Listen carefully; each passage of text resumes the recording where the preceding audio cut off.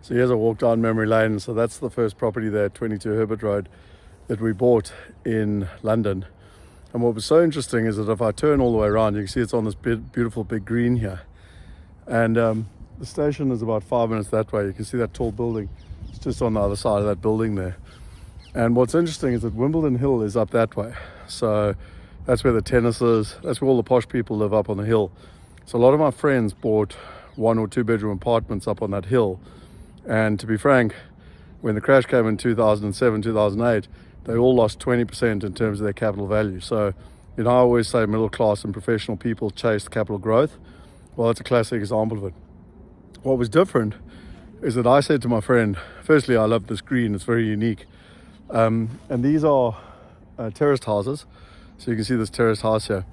And it was a 3-bedroom property, but by putting a conservatory on, so we spent £20,000, we put a conservatory on, and we turned it from a 3-bedroom house into a 5-bedroom house. And by doing that, we significantly increased the rent. And so what happened was when, the crash happened, we weren't impacted at all by the whether the property price went up or down, because our rental was covering our mortgage massively. And what's fascinating? We've never had a day's void in this property. Never, not once, since 2002, so that's 23 years. And ironically, the only time that we had 1 month void. So for 20 years, we never had a void, not even one day. But we had 1 month in COVID. So all our tenants here, lived and worked in London. And suddenly during COVID, they didn't need to live and work here. And it was, that was the only time we struggled, and we only struggled for 1 month. So, the name of the game is income. And when the crash actually happened, interest rates dropped. It was the most ridiculous story, because I was like, we're not even paying our mortgage. What the hell's going on? And then I found the mortgage on the bank statement, and it was £27 a month.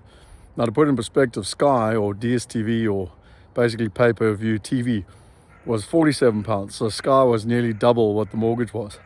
And that's a classic example of how wealthy people invest for income, because they can then ride the storm, when these crashes happen. So what happened here was that we bought this first property.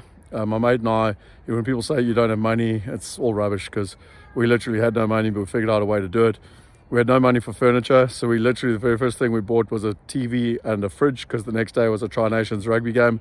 So we had cold beer and a TV to watch it on, but we had no bed, no couch, nothing. And while all our mates went out partying, in our 20s, we literally stayed at home because we couldn't afford to, pay the mortgage. And what we did is we renovated it ourselves. And if you live in a house for a year in England, then you don't pay capital gains tax when you sell it. So after a year, we remortgaged this, we took money out, and we bought another property, which was about, 400 meters that way. And we lived in that house, and we remortgaged that property. And after about a year, we renovated that property, and after a year, we remortgaged it, and then we bought another property. And we just kept playing this game over and over again. Now, it's a fantastic way to build up a portfolio of property. It's a terrible way to get a girlfriend, living in a house that you are living in it and refurbishing it at the same time. But it all started here. Our very first London property. My best friend and I literally bought this house, and I'm now going to go and see the tenants and have a trip down memory lane. But one last I got a little doggy coming to say hello. But one last scoot around of the green here in Wimbledon, and very unique little find right in the heart of Wimbledon, London.